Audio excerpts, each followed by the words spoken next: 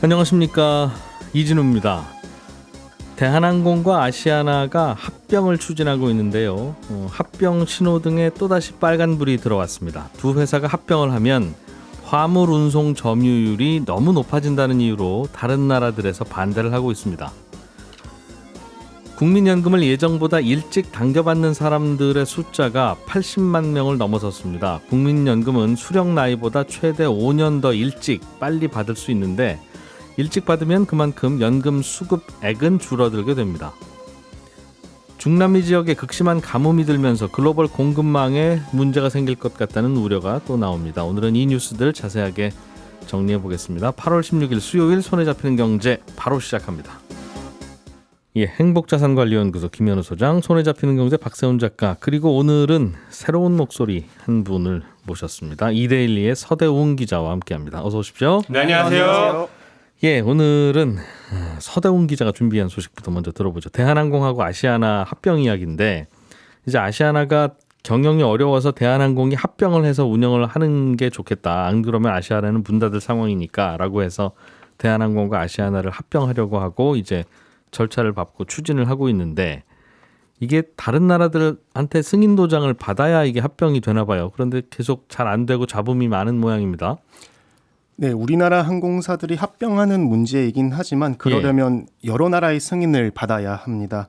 항공사끼리 합병을 해서 노선 운항의 독과점을 막겠다라는 취지죠. 이러한 승인 권한이 있는 나라들이 이것저것 요구를 하면서 과정이 길어지고 있는 겁니다. 여객에 이어 화물 분야로까지 불똥이 뛰었습니다. 여객도 문제라고 하는 거죠? 둘이 합쳐지면. 예, 그렇습니다. 우리나라 국민들 한국 갈 때 그럼 아시아나 아니면 대한항공 타고 가야 되는데 두 회사 합쳐버리면 한 회사밖에 없으니 요금 올리면 어떡하냐, 이제 그런 걱정이 있을 텐데. 예, 그래서 여객에서는 이제 슬롯이라고 하죠. 슬롯을 좀 일부 반납하겠다라고 이미 발표를 좀 했었는데 지금은 화물 분야로까지 좀 이렇게 얘기를 하고 있는 겁니다. 화물은 뭐가 문제예요? 작년 기준으로 보면 대한항공의 항공 화물 점유율이 한국 미주 노선에선 대략 50%, 유럽 노선은 40% 정도 되는데요. 아시아나랑 합병을 하게 되면 이 점유율이 단순 계산으로 미주 노선은 약 73%로 뛰고 유럽 노선도 60%로 오릅니다. 한국에서 유럽으로 보내든 유럽에서 한국으로 보내든 두 아시아나 대한항공이 합병하면 60% 점유율이 되고, 예, 그렇습니다. 미국 쪽하고 계산해 보면 73%가 된다. 네.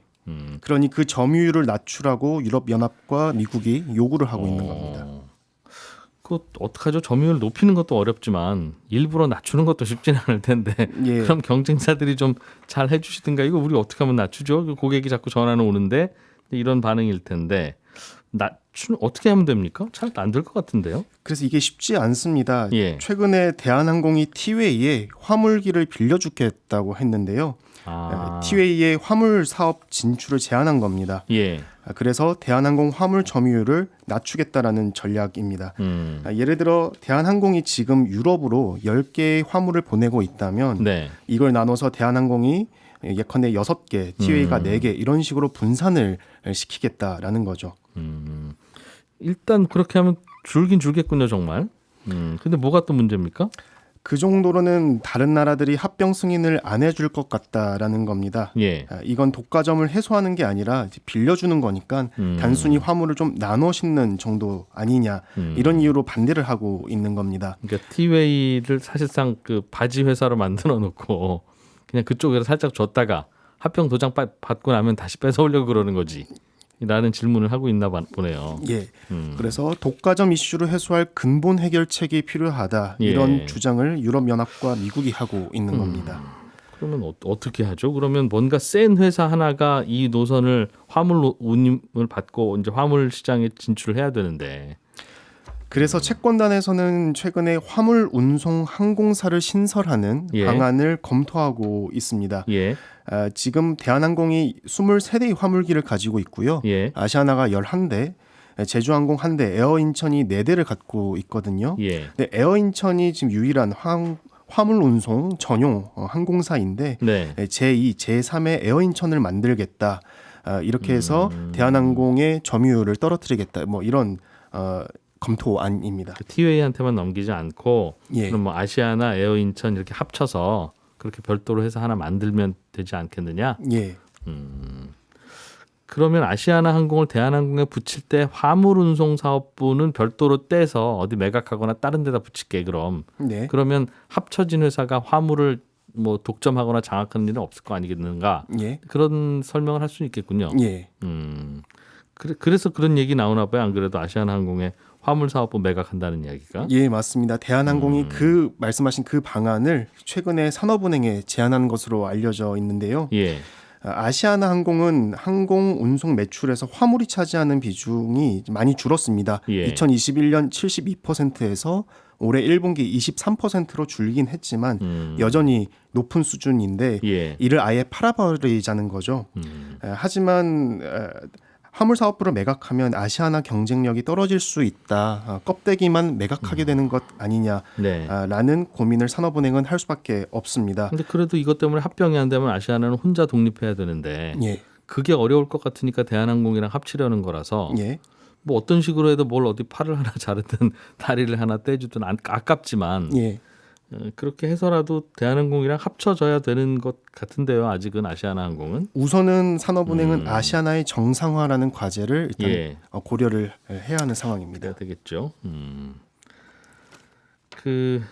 아마 전체적인 분위기가 뭐 이것도 트집 잡고 저것도 트집 잡는 거 보면 대한항공 아시아나를 어떻게 합치냐 대한민국의 1등 2등 항공사가 그러면 당연히 독점이지 이 친구들아 라는 이야기를 직간접적으로 하고 있는 것 같아서 예. 뭐 이렇게 해도 저렇게 해도 결국은 도장 못 받을 것 같은데 좀 제3의 다른 방안도 좀 고민을 해봐야 되는 거 아닌가 싶기도 합니다. 그런 이야기도 좀 돌고 있어요. 아직까지는 제3자 매각 가능성, 이른바 플랜 B라고 하죠. 예. 이 가능성은 낮다는 게 업계와 당국 안팎의 분석입니다. 아시아나를 다른 곳에 파는 거는? 예, 그렇습니다. 크게 두 가지 이유가 꼽힙니다. 예. 당장 아시아나를 사갈 회사가 있겠느냐. 아시아나 부채 비율이 작년 말 기준 1780%에 달합니다. 예. 그러니까 부채가 자본 대비 18배라는 거죠. 번 돈을 모두 빚 갚는 데 써도 빚이 아직도 남아있는 이러한 회사를 누가 사가겠냐는 겁니다. 예. 두 번째는 조원태 대한항공 회장의 경영권 문제가 있습니다. 산업은행은 2020년 아시아나 인수를 조건으로 대한항공에 약 8천억 원을 투입을 했는데요. 조원태 회장이 조현아 전 대한항공 부사장과 경영권 분쟁을 겪는 와중이었고 예. 사는이 조 회장의 우호 세력을 자처한 겁니다. 어려울 때 우리가 도와줄 테니 예. 당신이 경영권 확보하고 나면 아시아나 꼭 인수해줘야 된다. 맞습니다. 조 회장으로서는 경영권 확보를 위해서라도 아시아나를 반드시 사들여야 된 그러한 입장인 겁니다. 그러니까 사는이 8천억 원 투입하면서 뭔가 담보 잡은 게 있나 봐요? 지분을 담보 잡았죠. 한진칼 지분을. 예. 그러니까 조원태 회장이 아시아나 인수 못하겠습니다 하면 그 지분을 또 딴 곳에 넘기든가 해서 예. 우호 지분으로 남지 않은 경우에는 또 경영권도 흔들리는군요. 대한항공이. 그렇습니다. 알겠습니다. 산업은행이 일단 이 아시아나를 팔아야 산업은행도 아시아나에 투입한 공적 자금을 회수할 텐데 다른 방안은 없다는 겁니까 일단은? 우선 산업은행은 플랜 B는 없다라는 게 공식 입장입니다. 예. 다만 금융당국 내에서도 사는이 플랜 B를 준비하고 있을 거란 관측이 나옵니다. 대한항공이 기업 결합 신고를 한 게 21년 1월인데 예. 벌써 3년이 다 돼간다. 두고만 볼 수는 없다라는 겁니다. 예. 다만 사는으로선 플랜 B 준비에 나섰다고 공식화하는 순간 기업 결합 심사, 즉 그 해외 당국의 승인 심사에서 불이익을 받을 수가 있어서 현재로서 사는은 플랜 B는 없다라는 입장을 밝힐 수밖에 없는 상황입니다. 도장 받으러 가 있으니까 네. 도장 못 받아도 사실은 괜찮아요. 우리가 다른 아이디어 있어요라고 하면 도장 찍어주는 사람도 그럼 그냥 가져가세요. 왜 도장 받으러 왜 줄 서 있습니까? 그럴까 봐 그런다는 거군요. 네. 알겠습니다. 이렇게 기업 합칠 때마다 다른 나라 도장 받으러 돌아다니는 게 참 쉽지 않은데 왜 하는지도 잘 모르겠고 뭐 이해는 되죠. 그쪽 경쟁 당국도. 예. 우리 조선 회사들도 합치면 좋겠다 했었는데 그것 때문에 또 계속 안 됐던 기업도 있고. 네. 아시아나도 그게 만만치 않군요. 알겠습니다. 김현우 소장님이 갖고 오신 소식 또 이것도 좀 재밌는데 국민연금을 예정보다 빨리 신청해서 받으면 네. 그러면 매달 받는 국민연금은 줄어들지만 네. 그래도 뭐 더 오래 받기도 하는 거고 어차피 죽을 때까지 받는 거니까. 그렇습니다. 당장 돈 없으니까 좀 당겨 받아야 되겠습니다 하는 네. 분도 있을 수 있고 이런 분들이 점점 늘어난다는 거네요. 그죠? 네. 많이들 늘어나고 있는데 이게 뭐 모두 다 되는 건 아니고요. 일정 요건을 좀 충족을 해야 됩니다. 예. 국민연금은 원래 수령하는 나이보다 최대 5년까지 당겨서 받을 수 있는데 1969년 이후 출생자는 지금 연금 수령 나이가 65세로 되어 있습니다. 네. 그러니까 원하면 60세부터 수령이 가능하다는 건데 원한다고 해서 다 되는 건 아니고 조건이 소득이 있는 업무에 종사하지 않아야 한다는 겁니다. 단돈 1원도 벌면 안 돼요? 그렇지는 않습니다. 올해 기준 이 사업소득하고 근로소득을 합쳐서 네. 한 달에 약 286만 원 이하까지 버는 거는 상관없습니다. 이건 관계없다. 네. 예. 이때 이제 사업소득은 각종 필요경비 제한 소득이고요. 근로소득이 좀 특이한데 그 세전소득이 아니라 근로소득 공제라는 걸 제한 금액이에요. 예. 이 근로소득 공제라는 건 근로자가 뭐 신청하지 않더라도 연말정산 때 자동으로 그냥 빼주는 금액입니다. 이걸 이 근로소득 공제라는 걸 감안하면 네. 세전 연봉 약 4,470만 원까지는 소득이 있어도 상관없다. 그러니까 조금 여유가 있는 거죠. 이보다 더 버시는 분들은 안 되고 네, 그분들은 그렇습니다. 65세부터 받고 네. 4470만 원 네. 이하로 받는 분들은 좀 어려우신다고 우리가 판단한다는 거예요, 국민연금이? 그렇습니다. 참고로 이 기준은 이제 국민연금 전체 가입자의 3년간 평균 소득으로 기반하는 거라서 매년 네. 조금씩 오릅니다. 그런데 조기 수령을 하고 있는 도중이라도 이 기준을 초과하면 그때부터는 이제 연금 지급이 정지된다는 건 알고 계셔야 되고요. 이렇게 당겨서 받으면 1년 당길 때마다 6%씩 연금액이 감소돼서 5년을 당겨받으면 최대 30%가 감소됩니다. 그럼 100만 원 받을 분은 70만 원만 나온다. 그렇습니다. 네. 그런데 그 70만 원 나오는 거는 5년 동안만 그렇게 나오는 게 아니라 평생 감액된 연금이 나오니까 평생 받는 연금이 70%로 줄어든다. 이렇게 이해를 하시면 되겠죠. 야, 이게 그러면 먼저 당겨 받는 게 좋은 건지 네. 아니면 최대한 늦게 받되 한 달 받는 금액을 늘리는 게 좋은 건지는 네. 결국은 내가 이제 언제까지 살지 예, 그게 핵심입니다. 빨리 사망할 것 같으면 한 번이라도 더 받고 죽어야 되니까 네. 뭐 한 달에 좀 덜 받더라도 먼저 당겨받는 게 좋은 거고 네. 뭐 90세, 100세, 110살 이렇게 살 거면 빌어서 많이 그렇죠. 받는 게 좋을 수 있는 그렇죠. 5년 당겨받았다고 30%씩 깎여서 이게 뭐 앞으로 40년 받아야 되는 거면 네. 손해니까. 그럼에도 불구하고 당겨받는 게 소비자 입장에서는 좋은가 봐요. 나라에서 말리는 거 보면. 일단 제한을 그렇죠. 두고 있잖아요. 그래서 솔직히 말씀드려서 저도 좀 당겨받을 생각을 지금 갖고 있는데 나라에서 알아서 계산해보고 아이고 이거는 국민들한테 혜택 주는 거네. 그러니까 소득 많으신 분들은 빼자라고 네. 한 거 아니겠습니까? 그렇습니다. 어느 정도 그렇게 볼 수가 있습니다. 그러니까 말씀하신 대로 연금을 수령하기 직전에 사망한다거나 네. 아니면 뭐 연금 개시한 다음에 얼마 안 있어서 사망하게 되면 이 연금 미리 받는 게 훨씬 더 유리한 상황이 되는 거잖아요. 네. 그래서 이게 30%가 감액된다고 해서 무조건 나쁜 건 아니고 어느 정도 이제 손익분기점이라는 게 있을 텐데 이걸 단순 계산을 해보면 원래 나이보다 11년 8개월 가량 더 받으면 조기연금이 불리합니다. 그러니까 쉽게 얘기해서 65세가 원래 수령 나이라면 네. 대략 한 77세 이후까지 연금을 받으면 이 당겨받은 30% 감액된 게 조금 더 적은 연금액을 받게 된다. 평생에 걸쳐서는. 이게 77세예요. 예, 그렇게 보시면 기준이 됩니다. 77세보다 더 살 자신이 있으시면 늦게 받는 게 좋고. 제 나이에 받는 게 좋고 늦게 받는 건 다시 한번 또 계산을 해봐야 됩니다. 그런데 77세 넘기기 쉽지 않을 것 같다 내 건강은. 근데 이라고 생각하면 빨리 받는 게 좋고. 그런 부분일 수도 있지만 저 같은 경우에는 개인적으로 말씀드리면 그때까지 못 살아남을 것 같다 이런 자신이 없다라기보다는 생활비가 좀 줄어들잖아요. 필요 생활비가. 그렇기 때문에 나이가 많이 들면. 네, 그래서 좀 쓸 수 있을 때 빨리 받아서 쓰자라는 생각인데 지금 신청자가 늘어나는 이유 같은 경우는 좀 다른 이유가 있을 것 같아요. 이게 원래 국민연금 수령 나이가 60세였잖아요. 네. 그러다가 이제 출생 연도에 따라서 점점 늦춰져서 현재는 63세, 네. 뭐 길게는 이제 65세까지 늘어지게 되는데 법적 정년 같은 경우에는 아직도 60세다 보니까 정년을 꽉 채우고 나오더라도 개인적으로 노후 준비가 안 되신 분들은 국민연금을 당겨받을 가능성이 높아지는 거죠. 예. 그래서 실제로 연금 수령 나이가 60세에서 61세, 62세 이렇게 늦춰진 시기가 각각 2013년하고 2018년인데 네. 당시에 조기연금을 신청한 사람의 숫자가 전년보다 큰 폭으로 증가를 했었습니다.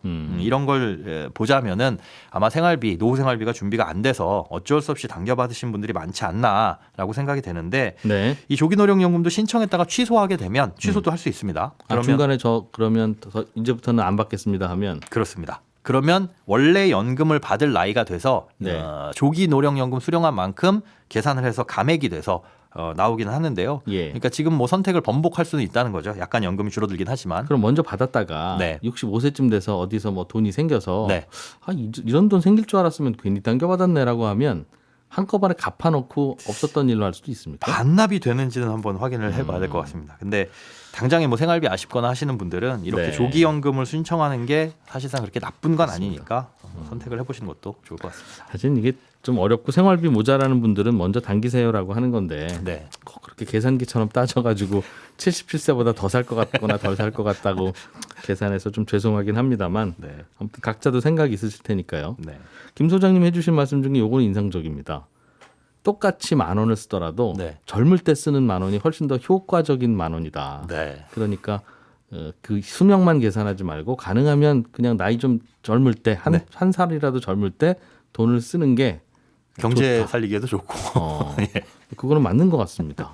제가 젊을 때 학교 다닐 때 네. 고등학교, 대학교 다닐 때 10만 원어치 친구들한테 쓰면 뭐 거의 한 달은 거의 영웅으로 취향받고 그랬는데 요즘은 뭐 친구들 모아놓고 10만 원 쓰면 내가 뭘 썼는지 기억도 안 나잖아요. 그렇죠. 꼭 인플레의 문제가 아닌 것 같아서 그건 또 생각해 볼 만한 얘기네요. 자, 박 작가님이 준비해 오신 소식은 가뭄 때문에 글로벌 공급망에 문제가 생기고 있다는 이게 뭡니까? 몇 년 전에 수에즈 운하에 큰 배가 넘어져서 길을 가로막는 바람에 화물 운송하는 배들이 거기를 못 지나가고 그러면서 글로벌 공급망에 문제가 생기고 물류 대란이 있었던 거 기억하시죠? 그때는 배가 옆으로 넘어졌었죠. 아주 큰 배가요. 예. 근데 비슷한 문제가 지금 벌어지고 있는데 이번엔 수에즈 운하가 아니라 파나마 운하거든요. 아하. 근데 이 파나마 운하는 일반적인 운하와는 다른 특성이 있는데 학창시절에 갑문식 운하라고 배웠던 거 혹시 기억하실지 모르겠습니다. 운하 중에 네. 파나마 운하는 갑문식 운하예요. 그렇습니다. 이 파나마 운하의 중앙에 호수가 있거든요. 예. 근데 그 호수가 해수면보다 26m 정도 더 높은 곳에 있습니다. 아. 그러니까 여길 지나가려면 배들이 26m로 올라가야 되는데 배에 발이 달려 있는 것도 아니고 그건 안 되잖아요. 예. 그래서 계단식으로 오르고 내리는 관문을 이용합니다. 아. 그러니까 선박이 첫 번째 관문에 들어서면 물을 채워서 더 높은 곳에 두 번째 관문으로 올리고요. 예. 두 번째 관문으로 배가 들어서면 또 물을 채워서 다시 또 올리고. 배가 엘리베이터 타고 올라가는 거네요. 그렇습니다. 물을 이용해서 가장 높은 곳까지 엘리베이터를 타고 올라갔다 내려간다 이렇게 네. 생각하시면 됩니다. 예. 근데 이러려면 물이 엄청 많이 필요하거든요. 네. 선박 한 척이 파나마 운하를 지나려면 대략 2억 리터 이상의 물이 필요하고요. 예. 하루에 파나마 운하를 통과하는 선박이 평균 36척인 걸 고려하면 매일 대략 70억 리터 이상의 물이 필요합니다. 그리고 그 물은 주변 호수랑 저수지에서 끌어오는데 이게 가능했던 이유는 파나마가 강수량이 좀 많은 지역이라서 네. 호수나 저수지의 물을 늘 넉넉하게 사용할 수 있었거든요. 그런데 파나마에 최근 100년 만에 최악의 가뭄이 든 겁니다. 그래서 요거를 엘리베이터로 끌어올릴 물이 없다는 거죠. 그렇습니다. 가뭄이 심하게 드는 바람에 호수랑 저수지에 물이 말라가고 있으니까 예. 배를 위로 띄울 물이 부족해진 건데 그러다 보니까 지난달 말부터 파나마 정부가 운하를 통과할 수 있는 배의 숫자를 하루 36척에서 32척으로 줄였거든요. 네. 그러다 보니 파나마 운하에 병목 현상이 지금 생기고 있어요. 평소에는 여기를 통과하려고 대기 중인 배가 한 90척 정도 되는데 지금은 160척 정도. 거의 2배 가까이 늘었습니다. 앞에서 안 빠지니까. 그렇습니다. 그러다 보니 예. 또 대기 시간도 길어지죠. 대기 시간이 평균 8일인데 지금은 한 18일로 늘었습니다. 예. 그리고 파나마 정부가 운하의 흘수를 계속 낮추고 있는데 흘수라는 건 뭐냐면요. 배가 물에 잠기는 깊이가 어느 정도 되느냐 네. 하는 겁니다. 근데 배가 무거울수록 물에 더 많이 잠기게 되거든요. 근데 흘수를 낮추고 있다는 얘기는 배가 물에 덜 잠기게 해라라는 겁니다. 아, 물이 부족하니까 네. 쭉 두 바가지 부어주고 한 바가지만 부어주고 어떻게 좀 해봐라고 그렇습니다. 하는 거군요. 그러니 배가 물에 덜 잠기려면 화물의 양을 줄여야 돼요. 무게를 가볍게 해야 되거든요. 그러니까 정리하면 파나마 지역에 가뭄이 심하게 들어서 파나마 운하를 이용할 수 있는 배의 숫자도 줄었고 그마저도 예전만큼 물건을 못 실으면서 물동량이 지금 감소하게 됐다는 겁니다. 야, 이게 미국 멕시코에서 저 아시아 지역으로 가는 거라든가 네. 할 때는 이거 여기 안 지나가면 돌아갈 방법이 만만치 않은데. 그렇죠. 이게. 아, 그래서 이러면 운임이 많이 오르겠군요. 예, 물론 이제 지금 3분기가 해운업계 네. 성수기라서 통상 이 시기가 되면 운임이 오르긴 하는데 예. 이 영향으로 더 오를 거라는 전망이 지금 나오고 있는 거예요. 일단 평소보다 대기 시간이 길어지니까 이 시간이 다 돈이거든요. 그리고 줄 서 있는 사람들 많아지면 당연히 요금 올려받아도 당연히 올리죠. 그리고 혹시라도 파나마 운하를 대신할 대체 항로를 선택하게 되면 예를 들어 부산에서 뉴욕으로 갈 때 파나마 운하 대신 남미를 돌아가려면요 20일 가까이 더 걸립니다. 남극 근처까지 갔다가 올라가야 된다는 그렇습니다. 거죠? 예. 아니면 그렇게 하든지요. 시간도 더 걸리는 데다가 20일치 기름값도 더 들 거라서 해운사들이 비용을 당연히 더 청구합니다. 이미 몇몇 해운사들은 할증료를 지금 매기고 있기도 하거든요. 그리고 앞으로도 계속 파나마 운하 인용에 차질이 생기면 네. 다른 해운사들도 노선 이용 성박에다가 비용을 전가할 가능성이 매우 높습니다. 그리고 파나마 운하는요. 전 세계 선박 물동량의 약 5%가 지나가는 길목인데 겨우 5%밖에 안 돼? 라고 할 수도 있지만 여기가 지정학적으로 매우 중요한 곳인 게 중국하고 아시아 그리고 한국에서 출발하는 물건들이 미국의 동부로 들어가는 길목이거든요. 그러니 파나마 운하 상황이 악화하면 한국 수출 기업의 부담이 매우 커집니다. 네. 한국은 파나마 운하를 사용하는 국가들 중에 5번째로 많이 이용을 하고 있는데 지금 미국 서쪽에 있는 LA항이 1년 넘게 잘 운영이 안 되고 있어요. 뉴스가 잘 안 나오고 있긴 하지만 임금 협상이 잘 안 되니까 그런 건데 서쪽 항구가 잘 안 돌아가니까 우리 기업들이 동쪽 뉴욕 쪽으로 물량을 많이 돌리고 있었거든요. 어차피 뉴욕 보낼 건데 지금까지는 서쪽에 LA에다 실어놓고 네. 트럭이나 철도로 옮겼었는데 그렇습니다. LA 항이 자꾸 운영이 안 되니까 바로 동쪽으로 가자고 해서 파나마 운하를 그렇습니다. 거쳤겠군요. 그때 이용하는 게 바로 이 파나마 운하인데 파나마 운하가 제대로 안 들어가면 아무래도 피해가 클 수밖에 없고요. 또 요즘 점점 둔화되고 있는 미국의 물가 상승률을 다시 또 올릴 수 있는 변수가 등장했다는 점도 걱정인데 파나마 운하를 이용하는 선박의 70%가 미국을 오가는 거예요. 근데 미국으로 오가는 물건이 제때 제대로 안 가면 이게 또 돌고 돌아서 미국을 물가를 올릴 수도 있습니다. 파나마에 비가 안 와서 생긴 일이죠? 지금까지 말씀해 주신 그렇습니다. 그렇군요. 알겠습니다. 비가 얼른 좀 왔으면 좋겠네요. 네. 살다 보니 파나마에 비 오기를 또 기도해야 되는 그런 일도 겪게 되네. 예. 자, 김현우 소장님, 네. 이것도 뉴스 하나만 전해주세요. 요즘 그 ETF에 투자하는 분들이 늘고 있는데 네. ETF는 무슨 어디 지수 따라가는 ETF가 보편적이지만 네. 배당 많이 해주는 주식들 다 모아서 한 바구니에 남아놓고 네. 그걸 그냥 잘라서 파는 그런 배당형 ETF도 있는데요. 그렇습니다. 이게 미국에도 똑같은 게 있고 국내에도 똑같은 게 있어서 네.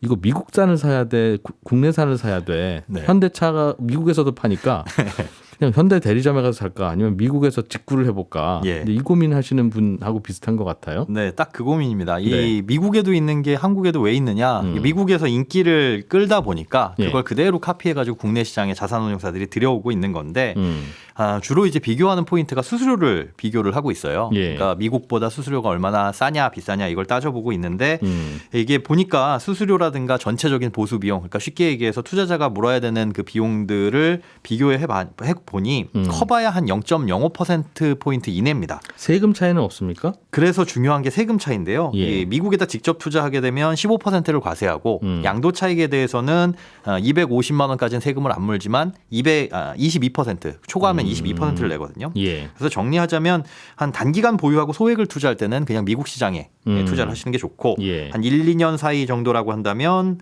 3년 이상 투자한다면 ISA 그리고 아니면 더 길게 투자한다 그럼 연금저축이나 IRP 계좌를 이용하시는 게 좋습니다. 요거는 내일 한 번만 더 정리해 주세요. 중요한 건데 시간이 없네요. 예, 저희는 내일 아침 8시 30분에 다시 모여서 경제 뉴스 재밌게 전해드리겠습니다. 내일 찾아뵙죠. 이진우였습니다.